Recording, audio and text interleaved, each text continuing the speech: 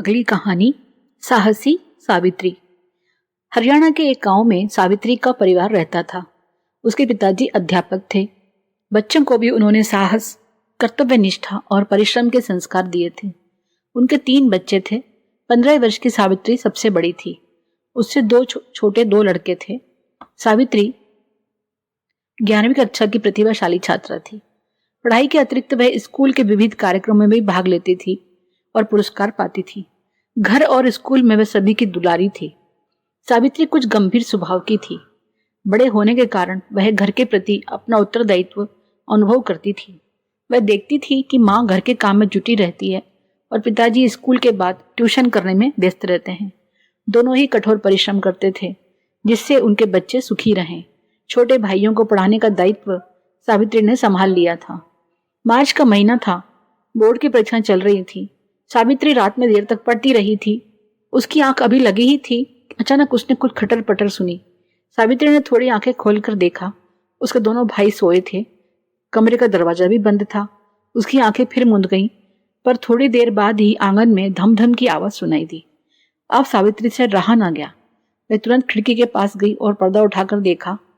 आंगन में 3-4 आदमी कूद रहे थे। सभी का चेहरा नकाब से ढका हुआ था। डाकू सहसा ही सावित्री अस्पष्ट स्वर में बोल उठी। उन दिनों गांव में आए दिन डकैती की घटनाएं हो रही थी। सावित्री की आंखों के सामने यह दृश्य घूम उठा कि डाकू उसके घर का सारा सामान उठा ले जा रहे हैं। उसके पिताजी ने कठोर परिश्रम करके यह सामान जुटाया था। वह सेहर उठी। उससे रहा ना गया। सावित्री भागकर गई और उसने पीछे से जाकर एक डाकू को कसकर पकड़ लिया और शोर मचा दिया। उसकी आवाज सुनकर दूसरे कमरे में सोए उसके माता पिता भी जाग गए। सावित्री के पिताजी तुरंत भागकर वहां जाने लगे। डाकू दल ने उन पर सामने से गोलियां चला दी। गोली लगने से वहीं गिर पड़े। पिताजी को गिरते देखकर सावित्री ने साहस न खोया। उल्टे उसने गुस्से में उस डाकू को और कसकर पकड़ लिया और खूब जोर से शोर मचाया। उधर सावित्री की माँ तथा भाई बहनों ने भी जोर जोर से शोर मचाना प्रारंभ कर दिया। उनके घर के कोहराम तथा गोलियों की आवाज सुनकर पड़ोसी जाग गए। वे लाठी लेकर तुरंत सावित्री के घर दौड़ पड़े। डाकुओं ने जब उन्हें आते देखा तो भागने की कोशिश की, परंतु एक साथी तो सावित्री के पकड़ में था। उन्होंने उसे छुड़ाने की कोशिश की, परंतु सावित्री ने उसे कसकर जकड़ रखा था। वह छूट ना सका। लाठी वाले व्यक्ति निरंतर पास आते जा रहे थे। उन्होंने गोलियां चलानी आरंभ कर दी। कुछ गोलियां सावित्री को लगी तो कुछ उस डाकू को, परंतु तब भी उसने पकड़ ढीली नहीं की। इतने में गांव के व्यक्ति पास आ गए। अब डाकुओं को जान हथेली पर रखकर भागना पड़ा। इतना संघर्ष करते करते सावित्री बेहोश होने लगी थी। पड़ोसियों ने जल्दी से आकर उसकी बिछी मुट्ठियां खोली। डाकू भी गोली लगने से बेहोश हो चुका था। दोनों को तुरंत अस्पताल ले जाया गया। तुरंत उसे आपातकालीन कक्ष में भर्ती किया गया। बहुत सा रक्त बह जाने के कारण उसके प्राणों को खतरा था। कई व्यक्ति रक्तदान के लिए तुरंत तैयार हो गए। सावित्री को कई बोतल खून चढ़कर ही खतरे से बाहर घोषित किया जा सका। उधर डाकू को पुलिस की देखरेख में छोड़ दिया गया था। उसका भी 15-20 दिन तक निरंतर उपचार हुआ। पुलिस ने खोजबीन करके पता लगाया कि वही उस गिरोह का नेता है। उसके गिरोह ने ग्रामीणों को खूब लूटा और सताया था। अस्पताल से छूटने पर पुलिस ने उस डाकू को जेल में डाल दिया और मार मारकर सारा भेद उगलवा लिया। उसके गिरोह के और भी डाकू पकड़े गए। सभी को सजा हुई। गांव में डकैतियां डालना बंद हुआ और शांति छा गई। इसका मूल कारण सावित्री का साहस और शौर्य ही था। सभी सावित्री की प्रशंसा करते थे। गांव की विविध संस्थाओं की ओर से सावित्री को सम्मानित और पुरस्कृत किया गया। इतना ही नहीं, राष्ट्रीय स्तर पर भी सावित्री को सम्मान दिया गया। अगली कहानी अंतः प्रेरणा। परीक्षाओं के थोड़े ही दिन शेष रहे थे कि निकुंज बीमार पड़ गया। पूरे वर्ष भी वह ठीक से नहीं पड़ा था। सोचता था कि 3-4 मास में तैयारी कर लेगा। अब वह इस आकस्मिक अस्वास्थ्य के कारण तैयारी का उतना भी समय ना बचा था। वह परेशान हो उठा। कई बार यह भी विचार आया कि इस वर्ष परीक्षा ही ना दे। कहीं अनुत्तीर्ण हो गया तो सभी मजाक बनाएंगे। अभी तक वह अद्वितीय श्रेणी में उत्तीर्ण होता आया था। निकुंज पुस्तक खोलता तो और भी अधिक उलझन में पड़ जाता, क्योंकि बहुत सा पाठ्यक्रम उसका बिना पढ़ा हुआ था। वह पुस्तक खोलकर भी ऊहापोह में उलझा रहता। धीरे धीरे परीक्षा एकदम समीप आ गई। निकुंज का एक सहपाठी मित्र था, अमित। वह कभी कभी उसके घर भी आया करता था। परीक्षा से 3-4 दिन पूर्व निकुंज के घर आया तो उसे बहुत परेशान देखा।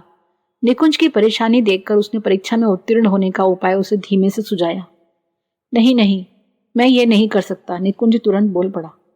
तो फिर इतने कम समय में और कुछ हो भी नहीं सकता, अमित ने कहा।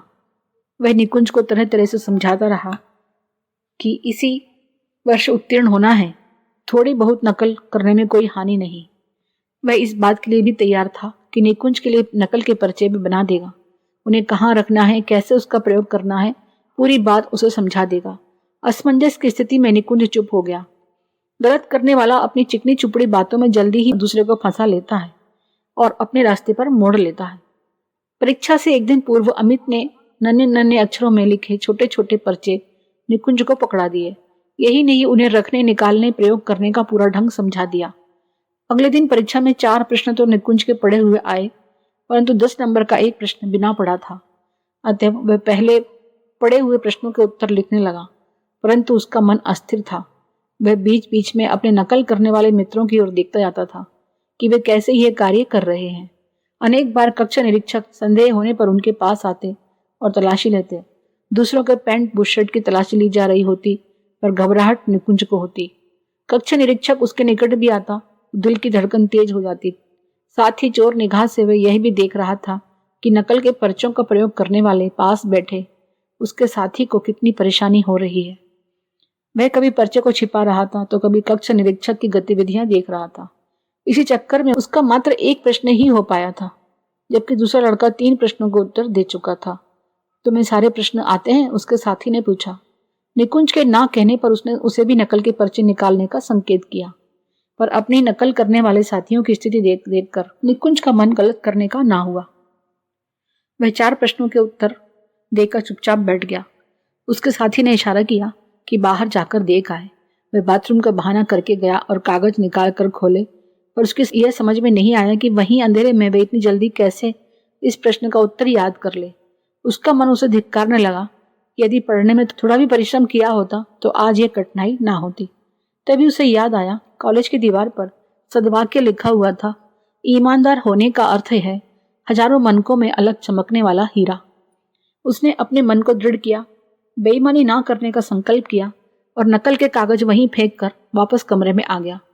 उसे जितना उत्तर आता था अपने मन से लिखने लगा।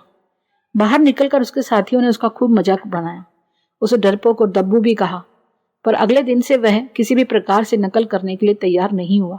उसने स्पष्ट कह दिया कि जितना उसने पढ़ा है उतना ही लिख पाएगा, चाहे उत्तीर्ण हो अथवा अनुत्तीर्ण। नकल करके अंक पाने से योग्यता तो नहीं बढ़ जाएगी। उसके साथी उसका मजाक बनाते हुए चले गए। नकल करने वाले छात्रों के समूह में से कुछ पकड़े गए। उन्हें पकड़े जाते देखकर ही निकुंज का मन कांप उठा। कहीं मैं भी पकड़ लिया जाता तो किसी को मुंह दिखाने लायक भी ना रहता, उसने मन ही मन कहा। परीक्षा फल आया तो निकुंज द्वितीय श्रेणी में उत्तीर्ण हो गया था। नकल करने वाले उसके सहपाठी या तो तृतीय थे या फिर अनुत्तीर्ण। योग्यता के नाम पर तो वे शून्य थे ही। निकुंज जब भी अपने किसी सहपाठी को अध्ययन में लापरवाही करते हुए देखता है, उसे अपनी स्थिति याद आ जाती है। वह अपने सहपाठी और मित्रों को प्रतिदिन नियमित रूप से पढ़ने के लिए प्रेरित करता है और स्वयं भी वर्ष भर परिश्रम करता है। जो ज्ञान अर्जित कर लिया जाता है वही समय पर सहायक सिद्ध होता है और वही सच्ची संपत्ति है। वह बात अब उसकी समझ में आ गई थी। अब वह परीक्षा में अच्छे अंकों से उत्तीर्ण होता है।